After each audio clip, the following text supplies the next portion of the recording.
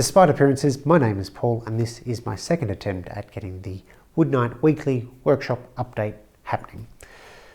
I did do something like this earlier in the year, but unfortunately someone else got sick in the family and I had to look after them, so this was really a quite low priority for me, and sort of gets to that stage where, I'll just wait till this is done and then something else comes along, and it's always just one more thing. So I've got a bit of a quiet day today and I thought this would be a good time to just sort of peel off the band-aid and get onto it, so to speak. There has been a relative lack of content from me lately because I've been working on a large project. This large project is the one that I have been mentioning for a few, projects that I have produced. All the shop organisation, the shop vac boom, the acute angle jig, all those were working towards this. This is a half hex made out of bolted birch plywood. There will be 8 of these and I have 6 of them glued up. 4 of them will get double doors like this, the other 4 won't, and there will also be 1/4 hex. This is something friends have asked for. It's 5 sheets of plywood and birch weighs in about 35 kilos a sheet, so it's been a fairly hefty project, and I did have a week where my back was not appreciating lifting all this plywood. And because this is only a 2-car garage, I haven't been able to get all the sheets in at once. So I haven't been as efficient as perhaps I would have liked to have, but it's just a matter of space. I don't have room to make 8 of these. If it was 6, if it was 4, it would be much less of an issue. Anyway, this is getting close to finished. There will be a back that I still need to add to all of them. And as you can see, I've started work on the doors. This one's just shimmed at the moment, but this one, push to open, works really quite well. I'm at the stage where I can start doing a lot of the sanding and finishing prep for the remaining 2 hexes as well as for the doors, except my sander broke. This is the sander I've been using for a few years now. It is the Bosch Gex 125150 AVE, or the RO65 VCS, I think, in North America. Bosch sent this to me a few years back to do a review, so I haven't paid for this. That's probably why I'm not very outraged about the whole situation.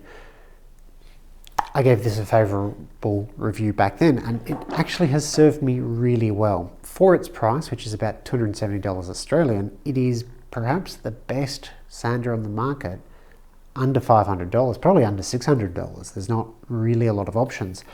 What makes this a great sander is it's 150 or 125mm, so 5 or 6 inch discs. Has okay dust collection, has okay oomph. It's a 4mm stroke on it, 4mm orbit. So it actually removes material reasonably fast, but the biggest thing for me is the ergonomics. This has very little vibration, whereas other sanders, both below and above it, have much more, in terms of price that is, have much more vibration, making it very unusable.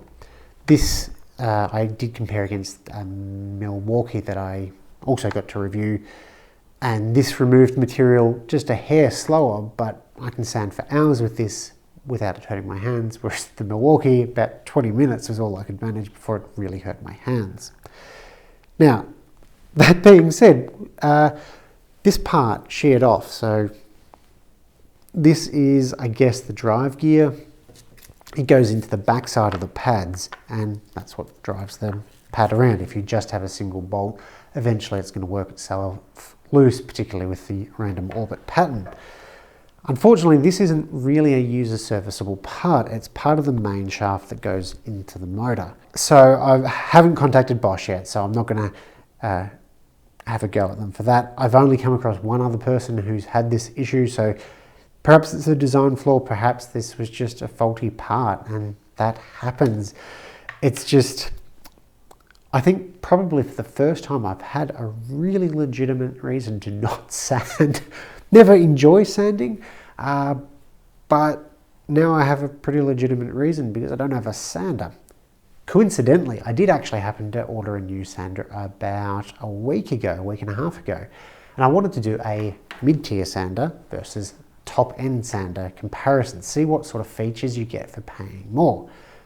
I guess I won't be doing that now because I don't have 2 sanders. I actually don't have any sanders. I've got to wait until that new one arrives. So the plywood projects are taking a bit of a break at the moment.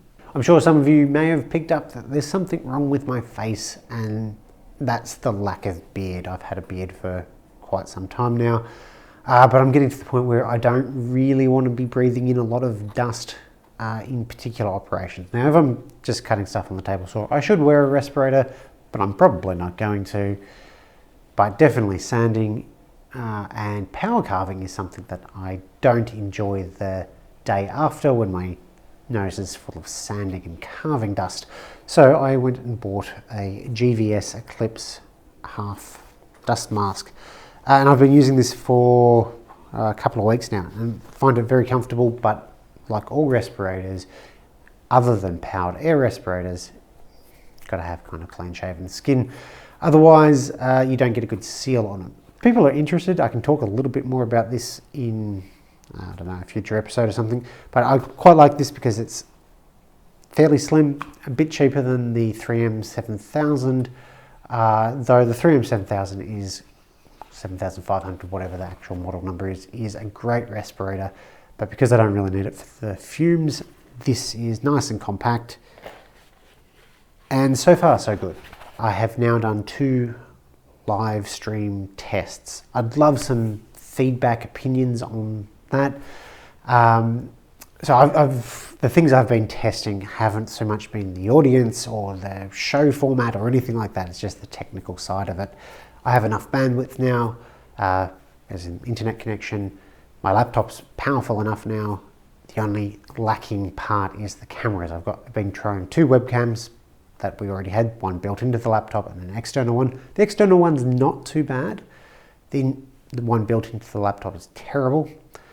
So I think realistically, if I am going to do some sort of live show, I want to get some sort of adapter for my camera or one of my older cameras, so I've got a little bit more control of everything going on. I'm not so sure if I'm keen to do like the Wood Whisperer offcuts style, talk in front of a camera for an hour type thing, but perhaps a little bit of a shorter show, maybe 15 minutes, if there's questions or whatever, and then some sort of demonstration or working on a project. The 2 tests that I've done have been working on a project and then sort of been dropping in to answer questions. So more of a live workshop stream, if that makes sense. So if you've got opinions on that sort of stuff, let me know. Realistically, I'd probably look at either Saturday, Sunday or Monday at about 10 to 11 a.m. Australian time, Australian Eastern Standard Time, because that works out well for me in terms of energy levels, that sort of stuff. And it works out fairly well for probably the most amount of people, if that makes sense in terms of timing. Plus, too late, I can't use power tools, so I can't do the demos because of noise restrictions. Anyway, that's what's been going on. Live stream tests, building plywood stuff, breaking power tools, shaving my beard. Hopefully I'll have a slightly less chaotic update next week. Thanks for watching.